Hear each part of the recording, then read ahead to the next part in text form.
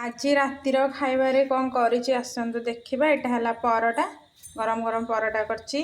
ता संगे एठी करिछि आलू सारू टमाटो पकेकी गोटे सोरस मसला देकी तरकारी तातीछि, धुआं भी बाहरुछि, ए फुटुछि।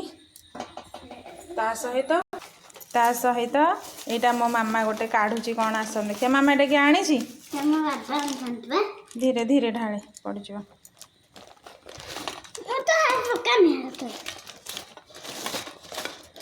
बाबारे एटा बरा आलू चप पियाज सब आसी ना संध्या टाइम बोली खिया हम एतिक हाथ बांधे नेलु गोटे खाइलु के कौन है कह आलू चपटा नहीं खा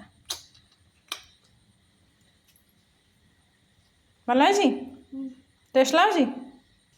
आपटे मो माँ भात खाइब तार भात तरकारी भी बाढ़ी छाड़ आज रातिर रोसे एतिक।